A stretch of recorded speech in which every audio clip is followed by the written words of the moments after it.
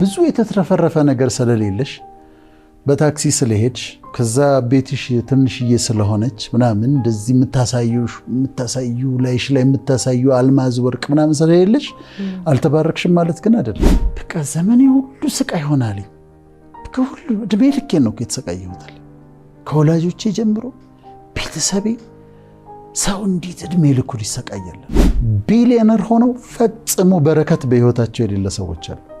ዝነኛ ሆነው ፈጽሞ በረከት በህይወታቸው የሌለ ሰዎች አሉ። ለሆነ ሰው የሄጄ 1000 ብር ሰጥቼ ከዛ እሱ እጁን አንስቶ በቃ ተባርካል ስላለኝ አልባርክ። በረከት ወይም ብሌሲንግ ወይም ባራክ ነው የሚባለው ወይም በረካ ደግሞ ለእስልምና ፈጣሪ ደስ ሲለው ሰውን መጎብኘት ሲፈልግ በሰው ላይ አምጥቶ የሚያስቀምጠው ሚስጥር ነው። ኢትስ ኤ ሚስትሪ። ለማስረዳት ሁሉ ያስቸግራል። ምክንያቱም ሚስጥር ነው። ስንገባ እናየዋለን እና ደስ ባለው ሰው ላይ ህይወቱን ሊለውጥለት በወደደው ሰው ላይ ያንን በረካ ወይም ባራክ ነው የሚባለው በሂብሩ ነው ብሌሲንግ አምጥቶ በዛ ሰው ህይወት ላይ ያስቀምጠዋል። ከዛ የዛ ሰው ህይወት በኋላ እናያለን። ህይወቱ ሙሉ በሙሉ ይለወጣል። ነገሩ ይለወጣል። በጣም አስደናቂ ነገር ነው እና ከአምላክ የሚሰጥ የሰውን ህይወት የሚለውጥ ሚስጥር የሆነ አስገራሚ ስጦታ ነው በረከት። አንድ ሰውን አነሳና በዛ ሰው ላይ እናያለን። የሚያሳዝነኝ ሰው አለ። በጣም የሚያሳዝነኝ ታሪኩን ሳነብ ልቤን የሚነካው ሰው አለ። ያ መሰለሽ ያቤጽ የሚባለው ሰው ነው። ያቤጽ በጣም ልቤን ይነካዋል። ለመሰለሽ ያቤጽ የሚያሳዝነኝ ችግሩ የሚጀምረው ከመወለዱ ነው። ሲወለድ ነው። አሁን ልጆች ሲወለዱ በረከት ይዘው ይመጣሉ። ታይ እንደሆነ ከዲት እኮ ስትወለድ ነው አባቷ የተሾመው፣ እሷ እግሯ እርጥብ ነው፣ ገደኛ ነች፣ ገድ አላት እሷ ይላሉ። ህዝቡ የሚለውን ነው እና ገደኛ ነች እሷ ስትወለድ ነው እኮ አባቷ የተሾመው ይባላል። እከሌ ገደኛ ነው፣ እሱ ከተወለደ በኋላ ነው እኮ ሀብታም የሆኑት ይባላል። ገደኛ ይባላሉ ገና ከመወለዳቸው። ስለዚህ ስም ሁሉ ሲሰጣቸው በረከት፣ እድል ምናምን ይሰጣቸዋል። በቃ እንዲህ ያመጡትን ነገር ተከትሎ ነው የሚሰጣቸው ስም። ያቤጽ ሲወለድ የእናቱ ምጥ ከባድ ነበር። እናቱ በጣም ነው የተሰቃየችው። መከራዋን ነው ያየችው ያቤጽ ሲወለድ።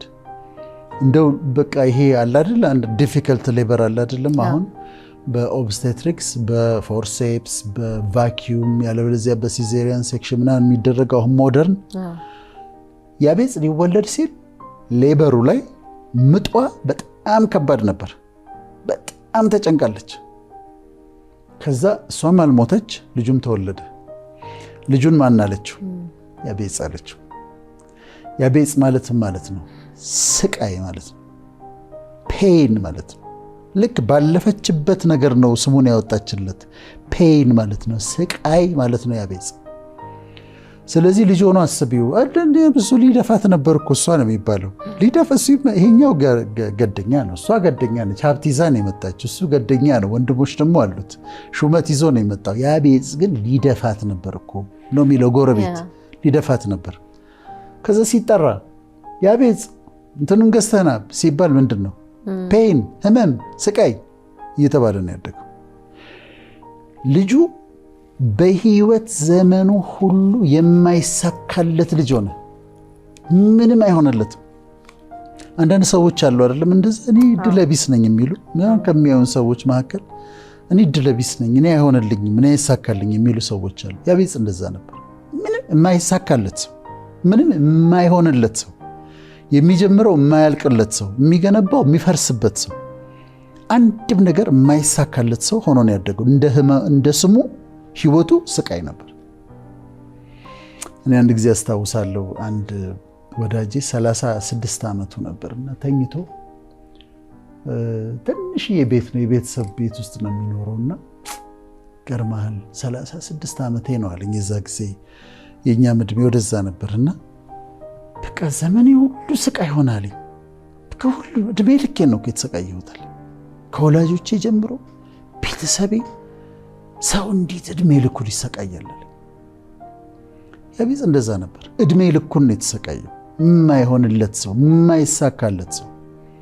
ልክ አንዳንዶቻችን ተመልካቾቻችን እንደሚሉት ራሳቸውን በቃ እኔ የማይሳካለት ሰው ነኝ፣ የማይሆንልኝ ሰው ነኝ እንደሚሉት ያቤጽ እንደዛ ነበር።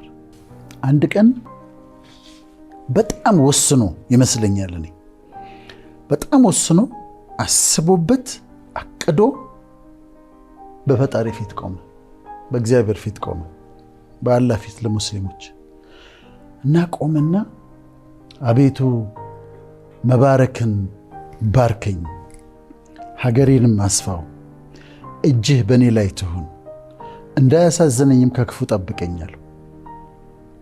the prayer of Jabez ይባላል፣ የያቤጽ ጸሎት ይባላል። በጣም ጠንካራ ጸሎት፣ ዙፋኑ ጋር የደረሰ ጸሎት፣ መልስ ያመጣ ጸሎት ነው። አቤቱ መባረክን ባርከኝ። oh that you should bless me indeed ነው የሚለው እንግሊዝኛ። oh that you would bless me indeed።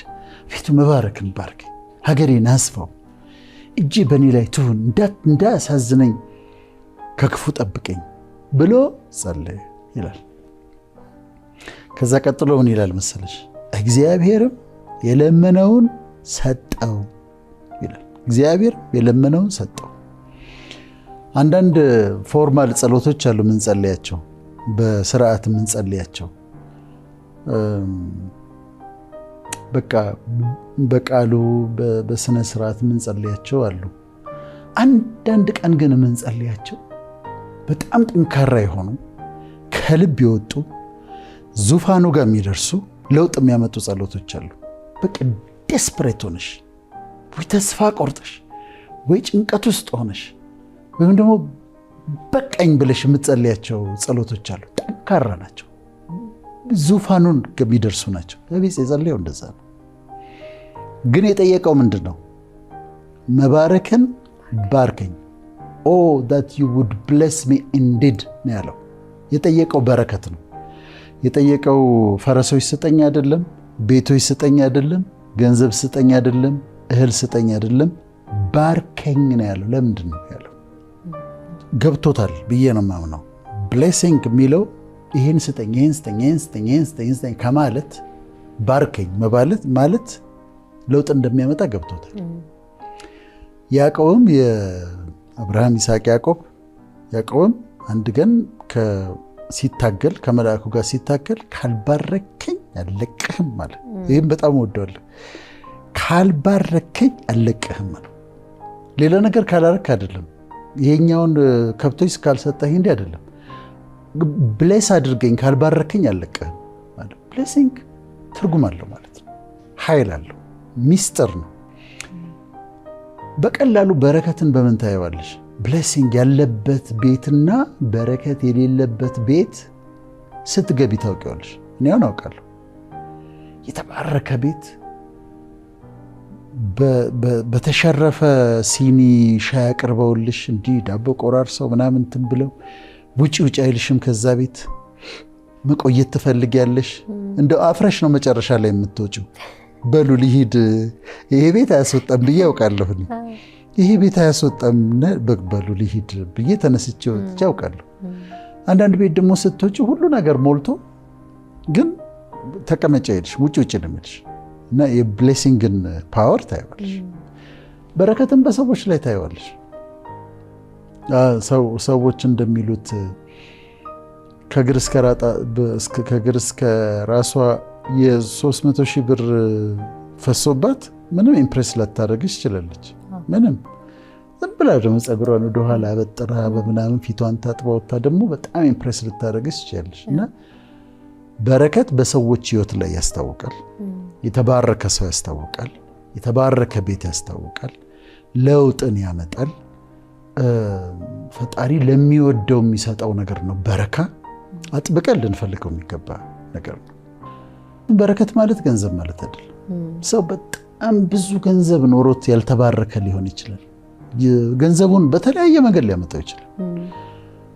ሰርቶ የሚያምጣው አታሎ የሚያምጣው በየትኛው መንገድ ያምጣው ሰው ገንዘብ ሊኖረው ይችላል። ገንዘብ አለው ማለት ግን ተባርኳል ማለት አይደለም። በፍጹም ሚሊዮነር ሆኗል ማለት ተባርኳል ማለት አይደለም። ዝነኛ ሆኗል ማለት ተባርኳል ማለት አይደለም። ማይክል ጃክሰን እንደሱ ዝነኛ አልነበረም። ገንዘብም ሀብትም ነበረው። ወዚ ብሌስድ ሰዎች እየዘፈነኩ ይወድቁ ነበረ። የሚያሳዝን ሰው ስቃይን የኖረው እንጂ በረከት አታይበትም። ስለዚህ በረከት ማለት ዝነኛ መሆን በቃ ፖፑላር መሆን አይደለም። በረከት ዝናን ሊያመጣ ይችላል። በረከት ማለት ሚሊዮነር ወይም ቢሊዮነር መሆን ማለት አይደለም። በረከት ሊያመጣ ይችላል። ያንን ግን ቢሊዮነር ሆነው ፈጽሞ በረከት በህይወታቸው የሌለ ሰዎች አሉ። ዝነኛ ሆነው ፈጽሞ በረከት በህይወታቸው የሌለ ሰዎች አሉ። ደስተኞች አይደሉም። they are not happy, they are not enjoying it. ኢንጆይ የሚያደርጉት አይደለም። ሰው ይጮሃል ሰው እነሱ በግላቸው ስቃይ ኑሮ ነው የሚኖሩት። እንደ ማይክል ጃክሰን ማለት ሌሎችም ማአት መጥራት ይቻላል። እና በረከት ገንዘብ ማለት አይደለም። በረከት ለዚህ ነው ሚስጥር ነው የሚባለው። ለዚህ ነው ሚስትሪ ነው፣ ከአምላክ የሚሰጥ ነው። ሽሮ ይጣፍጣል አንቺ ቤት ስበላው፣ አንቺ ቤት ስበላው እዛኛው ጋር ከበላሁት ጮማ አንቺ ቤት የምበላው ሽሮ ግን የተለየ ነው። ዘይቱ ቶሎ አያልቅም፣ ጤፉ ቶሎ አያልቅም። ደስታ አለ ቤት ውስጥ፣ ሰላም አለ ቤት ውስጥ። እና በረከት it's different። ደስ የሚለኝ ራሱ ፈጣሪ እግዚአብሔር ምን አለ መሰለሽ፣ እንደዚህ በሉና ባርኳቸው አለ። እግዚአብሔር ይባርክህ ይጠብቅህም፣ እግዚአብሔር ፊቱን ያብራልህ ይራራልህም፣ እግዚአብሔር ፊቱን ወደ አንተ ያንሳ ሰላምም ይስጥህ ብላችሁ ባርኳቸው እኔም እባርካቸዋለሁ። እናንተ እንደዚህ በሉና እግዚአብሔር ይባርክህ ይጠብቅህ ፊቱን ያብራልህ ይራራልህ ሰላምን ይስጥህ ፊቱን ወደ አንተ ያንሳ በሏቸው and I will bless them አለ። እኔ ባርካቸዋለሁ። ስለዚህ እሱ ራሱ ቃላቶቹ መውጣት እንዳለባቸው አዟል ማለት ነው። ራሱ ነው ባርኮ ያለው። ስለዚህ ገንዘብ አይደለም በረከት፣ ገንዘብ ግን ሊያመጣ ይችላል። ዝና አይደለም በረከት፣ ዝናን ግን ሊያመጣ ይችላል። በረከት የተለየ ነው። ሰላም አለው፣ ደስታ አለው፣ እርካታ አለው። ማጣት የለበትም። አትጨነቂም፣ አትቸገሪም። ችግሮችን ይሞላልሻል። በረከቱ የሚስባቸው ነገሮች አሉ። የሱ ስጦታ ነው። ትንሿን ነገር አብዝቶልሽ 2 ዓሣና 5 እንጀራን ለ5,000 ሕዝብ እንዲሆን አድርጎ ያኖራል። ከዛ ደግሞ ለሌሎች እንድትሰጪ ደግሞ መትረፍረፍ ደግሞ ይመጣል። ስለዚህ ያኛው ባንክ አካውንትሽ እንደዚህ ይሆናል። ከዛ እዚህ ጋር ስጥና በረከትን የራሱ የሚመጣበት መንገዶች አሉ። ግን አሁን የሆነ ቦታ ሄደሽ ከዛ ሰጥቼ ለሆነ ሰውዬ ገንዘብ ሰጥቼው ከዛ እሱ ቃል አውጥቶብኝ ምናምን በረከት አልቀበልም። እንደዛ አይደለም የሚመጣው። እንደዛ አይሰራም። ኪሳራ ነው። ማአት ሰው እኮ ከስሯል። እኔ በግል ማውቃቸው ስንት ሰው እኮ ከስሯል። በዛ መንገድ አይደለም የሚመጣው። ራሱ በረከት የሚመጣበት መንገድ አለው እንጂ ለሆነ ሰውዬ ሄጄ 1,000 ብር ሰጥቼ ከዛ እሱ እጁን አንስቶ በቃ ተባርካል ስላለኝ አልባርክም። ያ በረከትን ሚስ አንደርስታንድ ማድረግና አቢዩዝም ማድረግ ነው። አቢዩዝ ተደርጓል። በረከት ንጹህ ነው። በረከት ንጹህ ነው። በቃ በፊትሽ የሚቀርበው ነገር ሁሉ ንጹህ ነው። በፊትሽ የሚቀርበው ገበታ ንጹህ ነው። በልተሽ ይስማማሻል፣ ደስ ይልሻል። ምክንያቱም እዚህ ውስጥ አመጽ የለበትም። እዚህ ውስጥ የሰው እንባ የለበትም። ሀብትሽ ውስጥ ያለሽ ነገር ውስጥ ግፍ የለበትም። ግን ግፍ ያለበት ገበታ ሊሆን እኮ ይችላል። ግፍ ያለበት ሀብት ሊሆን ይችላል። የሰው እንባ ያለበት ሀብት ሊሆን ይችላል። ሀብትን እየተቃወምን አይደለም። ብልጽግናን እየተቃወምን አይደለም። የተባረኩ ሰዎች እግዚአብሔር ሀብታም ያደረጋቸው ሰዎች እንኳን ሆኖ ያስፈልጋሉ። ያበለጸጋቸው ሰዎች እንኳን ሆኖ ያስፈልጋል። ግን ሁሉም ሀብት ግን ንጹህ ነው ማለት አይደለም። ወይም ደግሞ ብዙ የተትረፈረፈ ነገር ስለሌለሽ በታክሲ ስለሄድሽ ከዛ ቤትሽ ትንሽዬ ስለሆነች ምናምን እንደዚህ የምታሳዩ ላይሽ ላይ የምታሳዩ አልማዝ ወርቅ ምናምን ስለሌለሽ አልተባረክሽም ማለት ግን አይደለም። በረከት በዛ አይደለም የሚወሰነው። በበረከት በዛ አይደለም የሚታየው። በረከት ከሰላም ጋር ነው፣ ከደስታ ጋር ነው፣ ሚስጥር ነው። እንቅልፍሽ የጣፈጠ ነው። ስትተኚ ትራስሽ ይመችሻል። ከሱ እንቅልፍ ላይ ሁሉ እኮ ይታያል እኮ በረከት። ስትተኚ ራሱ እንቅልፌ ሰላም ነው ወይ፣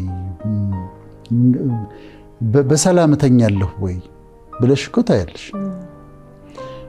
ቤትሽ ሰላም ነው ወይ፣ ህይወትሽ ሰላም ነው ወይ? እዛ ከውጭ ሊናወጥ ይችላል፣ አንቺ ጋር ግን ውስጥሽ ሰላም ነው እና ይለያል።